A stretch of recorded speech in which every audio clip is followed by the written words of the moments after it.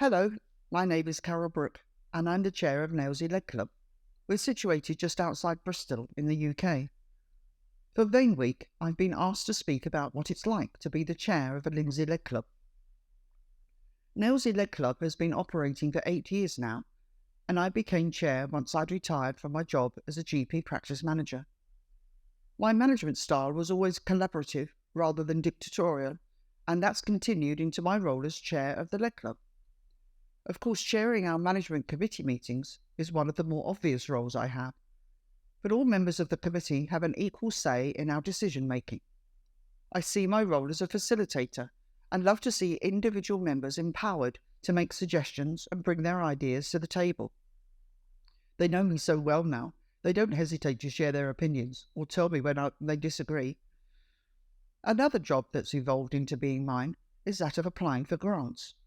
There's actually a lot of money out there for charities to apply for, but they often take quite a while to complete and frequently will only pay for specific projects or equipment rather than ongoing costs such as rent.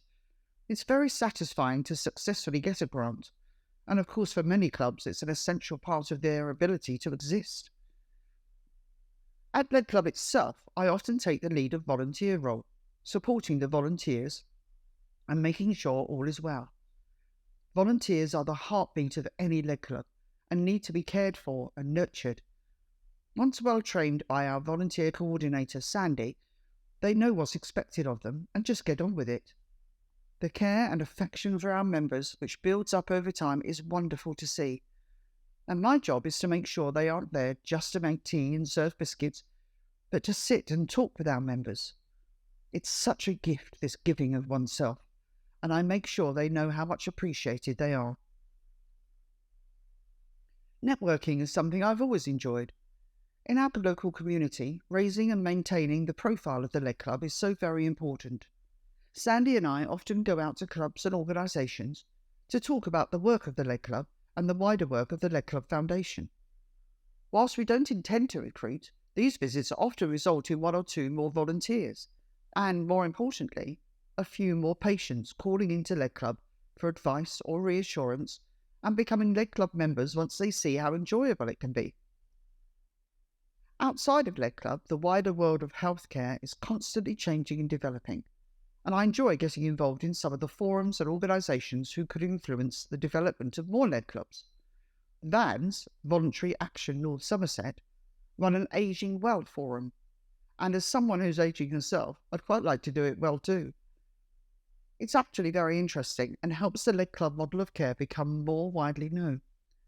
A new organisation called VCSE, which stands for Voluntary, Community and Social Enterprise, has an aim to get the NHS, community and social care services to work more closely with the many hundreds of voluntary groups out there.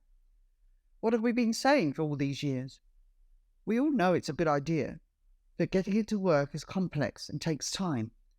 But the model of care, which is the Nailsea Leg Club model, is so simple, yet inspirational, that I feel I have to be there to extol its benefits. It's almost like being back at work again, but I find it fascinating. Of course, just as every leg club is unique, depending upon the needs of their own community, every chair is also different in what they do, how they work, and what time and resources they have. I don't think mine is typical. What I do believe that every chair of Leg Club needs, however, is passion. Passion for the model of care, passion for the volunteers, and passion for the members who come to us for treatment and advice, for warmth and friendship. I hope I helped just a little bit to make that happen at Nailsea Leg Club. Thank you for listening.